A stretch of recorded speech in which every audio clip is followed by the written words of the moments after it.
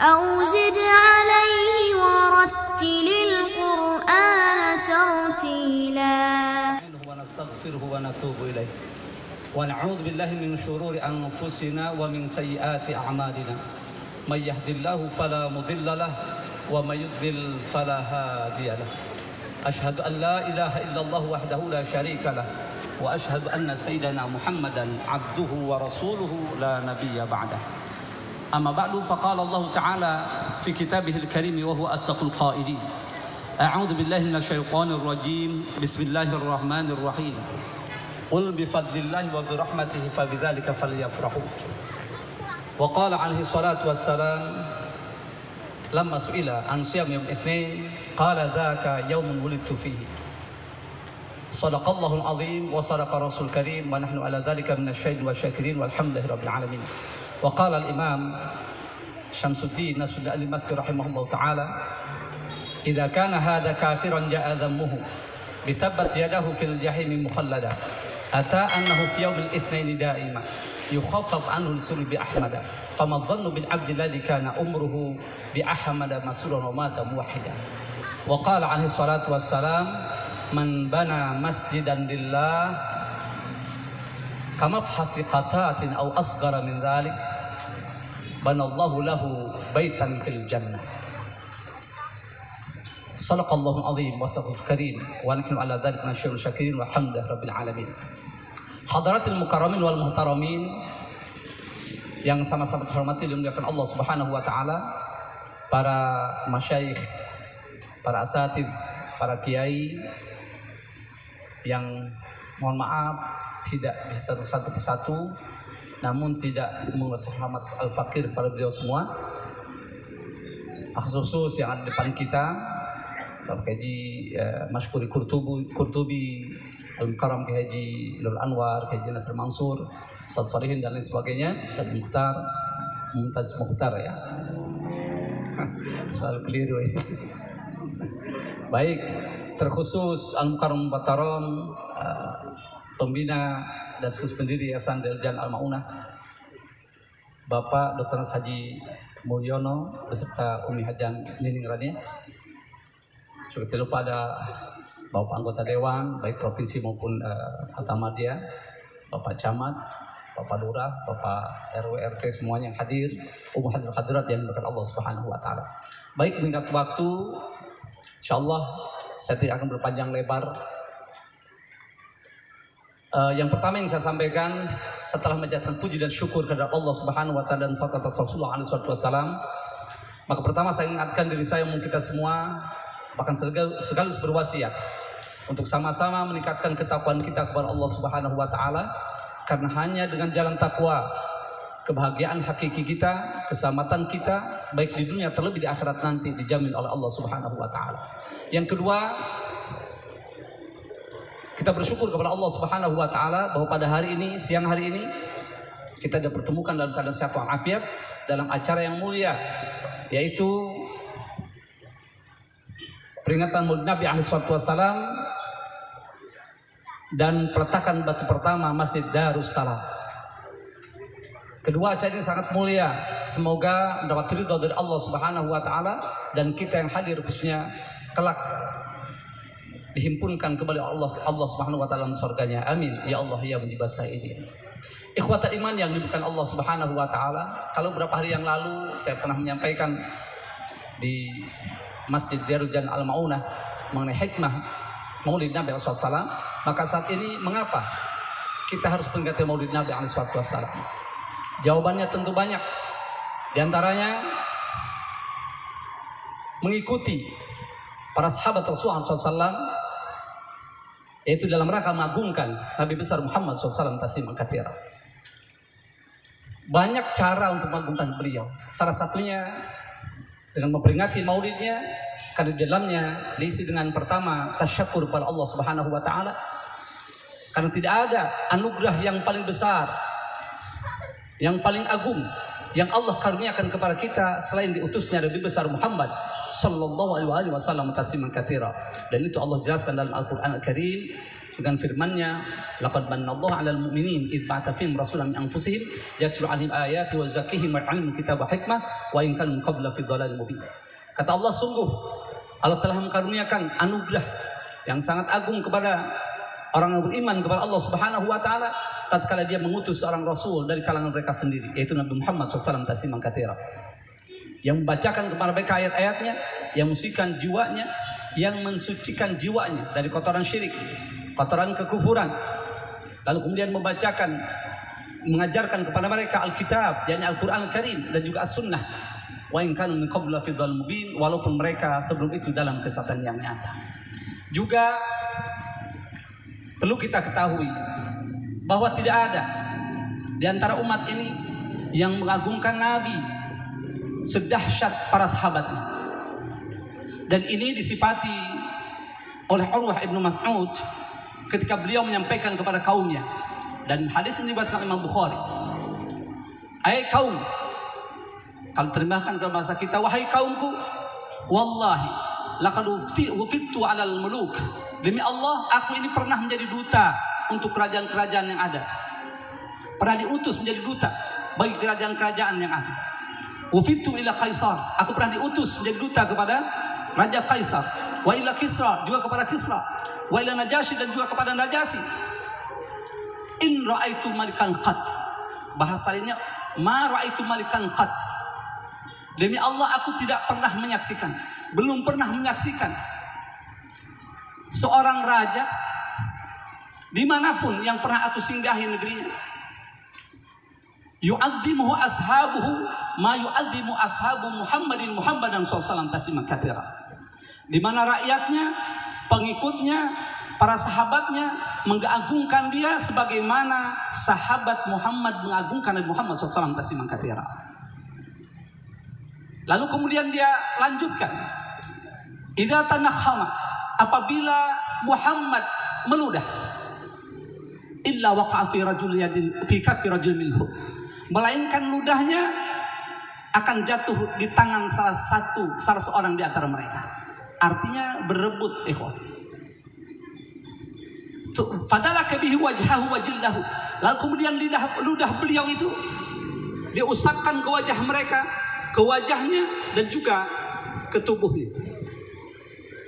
Ini riwayat Imam Bukhari. Lalu kata beliau, wa idza amarahum bi amrin, apabila Muhammad memerintahkan kepada suatu urusan, ibtadaru amroh, mereka pasti akan segera menyegerakan perintahnya.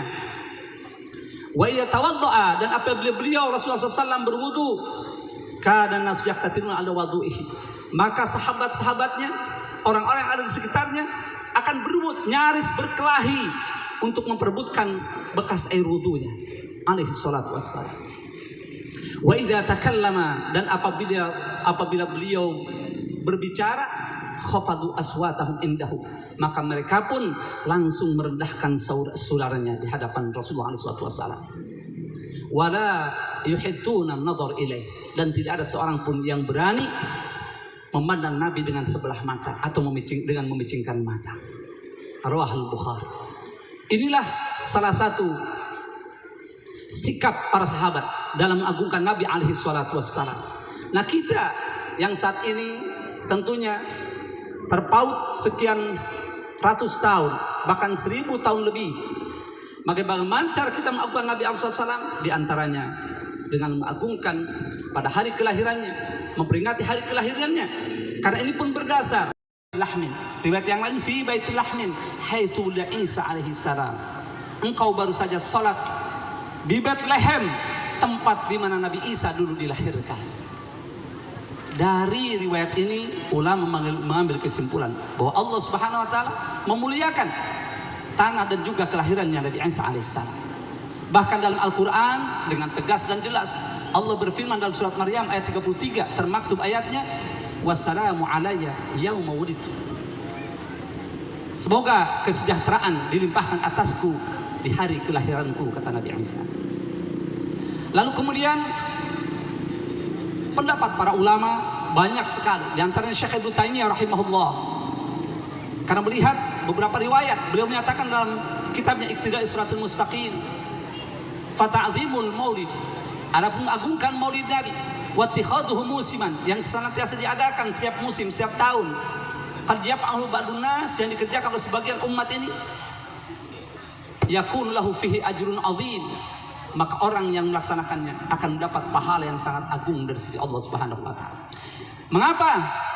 Li husni qasdihi wa li ta'zimihi sallallahu alaihi wasallam. Karena pertama, niatnya yang baik, tujuannya yang bagus, dan yang kedua karena mengagungkan Rasulullah Muhammad sallallahu alaihi wasallam tasliman katsira.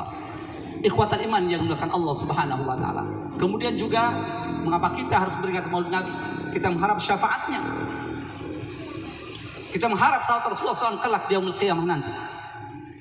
Ingat Nabiullah Adam alaihissalam. Dalam sebuah riwayat yang sangat masyhur dan ini diriwayatkan Imam Hakim dalam Mustadrak. Walaupun ada sebagian ulama yang mengatakan hadis ini adalah dhaif, palsu dan sebagainya, tapi lihat dalam riwayat yang lain.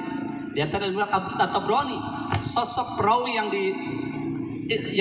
yang statusnya muttaham ternyata tidak termaktub di sana. Sehingga hadis ini dianggap sahih oleh sebagian ulama dan layak menjadikan istidlal, yaitu tatkala Nabiullah Adam alaihissalam melakukan kesalahan, lama taraf Adam alaihissalam, ketika Nabiullah Adam alaihissalam melakukan kesalahan di sorga, lalu beliau berdoa kepada Allah, faqala Rabbi, Adam pun berdoa kepada Allah, duhai Allah Tuhanku, as'aluka bihaqqi Muhammadin lima ghafartani, aku mohon kepada engkau dengan kemuliaannya Muhammad agar engkau berkenan mengampuni aku. Lalu Allah bertanya, kaifa arafta Muhammadan wa lam akhluqhu, wahai Adam, dari mana engkau tahu Muhammad padahal aku belum menciptakannya?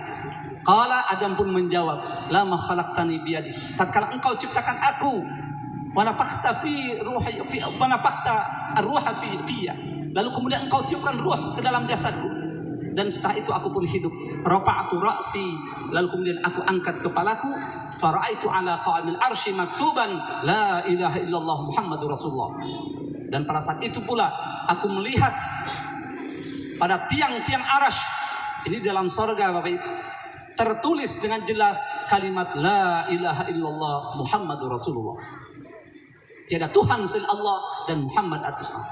Fa'alimtu, maka dari situ aku tahu, aku faham, annaka lam tudif ila ismika, bahwa engkau tidak akan pernah menyandingkan sebuah nama kepada namamu, illa annahu ahabul khairki ilaik, melainkan aku yakin sosok si pemilik nama itu manusia yang paling engkau cintai. Apa jawab Allah? Qala sadaqta ya Adam, engkau benar wahai Adam.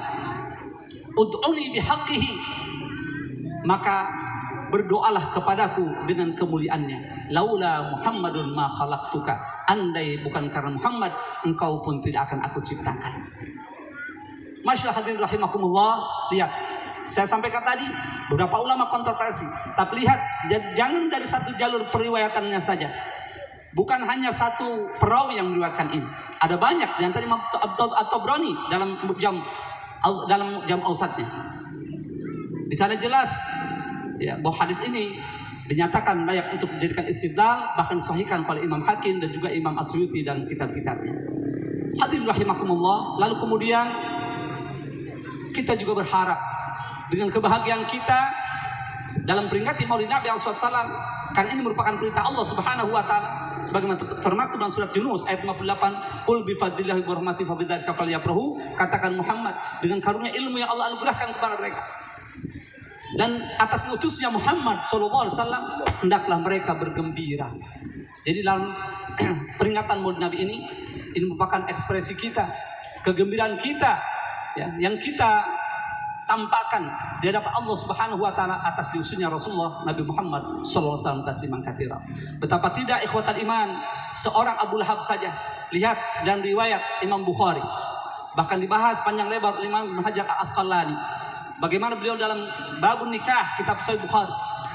Imam Bukhari meriwayatkan ketika Sayyidina Abbas paman Rasulullah SAW bermimpi berjumpa dengan Abu Lahab, Sayyidina Abbas bertanya kepadanya, kaifa haluka? Riwayat yang lain, ma haluka? Bagaimana keadaanmu wahai Abu Lahab? Karena walau bagaimanapun Abu Lahab ini abangnya, karena ada dari Sayyid Abdullah, ya, kemudian Hamzah kemudian Abu Lahab, lalu kemudian kesananya Al-Abbas. Ini masih paman-paman Nabi. Al-Abbas bertanya, bagaimana keadaan wahai Abu Lahab? Setelah dia meninggal tentunya. Apa jawab Abu Lahab? Ana finnar. Aku dalam keadaan tersiksa dalam neraka. Dapatkan keringanan dari Allah Subhanahu wa taala. Dapat diskon adab setiap hari Senin, yaitu dengan diberi air dari celah antara jempolnya, ibu jari, tangannya dengan telunjuknya. Dia dapat menghisap air dari sana. Itu Allah berikan setiap hari Senin. Mengapa? Bi'ataki Thaibata lamma basyarti bi Muhammadin sallallahu alaihi wasallam.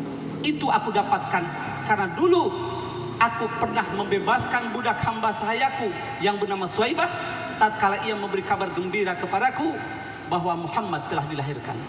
Artinya kakak iparnya Sayyidah Aminah telah melahirkan seorang anak yang beri nama Muhammad. Aku bergembira, saking gembiranya langsung saat itu juga aku merdekakan dia. Ternyata itu berdampak. Yang aku rasakan saat ini, aku diberi keringanan karena kegembiraanku atas lahirkannya Muhammad alaihi salatu wassalam. Maka seorang pakar hadis dari Suriah, dari Damaskus, Imam Nasiruddin Al-Masyhur rahimahullah ta'ala, Al-Hafidh. Kalau julukan Al-Hafidh dalam hadis, pastinya 100.000 hadis lebih beliau hafal. Kata beliau, idza kana hadza kafiran ja'a dammuhu bitabbat yadahu fil jahim mukhallad.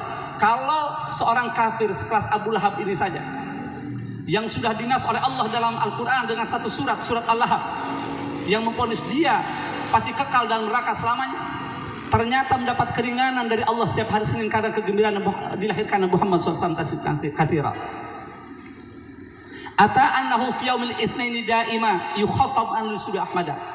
Dia selalu mendapat keringanan setiap hari Senin, keringanan azab karena kegembiraan dia atas dilahirkan Muhammad. Famadhannu bil abdilladzi kana umruhu bi ahmada masruran wa mata muwahhida. Sekarang apa perkiraanmu? Apa pendapatmu? Apa pandanganmu terhadap seorang mukmin yang bertauhid kepada Allah yang senantiasa bergembira atas dilahirkannya Nabi Muhammad SAW tasliman katsira. Dan Nabi ketika ditanya tentang puasa hari Senin dalam Sahih Muslim, mengapa Anda puasa hari Senin wahai Rasulullah? Beliau menjawab, "Dzaka yaumun wulidtu fihi." Karena itu adalah hari kelahiranku. Riwayat yang lain, fihi wulidtu, karena pada hari itulah aku dilahirkan. Jadi banyak sekali ikhwah pembahasan tentang ini yang disampaikan oleh para ulama kita. Namun apa hikmah yang bisa kita ambil? Setidaknya kita bisa mengambil sudut teladan dari Nabi Muhammad SAW tasliman katsira dan akhlak beliau yang mulia, yang tentunya tidak mungkin dipaparkan secara detail pada kesempatan ini. Yang jelas dulu sahabat Nabi seperti dipaparkan oleh Urwah bin Mas'ud bagaimana para sahabat mengagungkan nabinya, dan beliau bersumpah tidak pernah aku lihat, karena beliau mengaku sudah pernah jadi utusan, jadi duta besar, jadi duta baik ke negara Persia, ke Kisra, ke Kaisar maupun ke Najasyi, pernah jadi duta ke negara-negara sekitar, ke raja-raja sekitar, tapi tidak pernah aku melihat sekalipun rakyat yang mengagungkan pimpinannya, sahabat yang mengagungkan pimpinannya sebagaimana sahabat-sahabat Muhammad mengagungkan Muhammad sallallahu alaihi wasallam tasliman katsiran.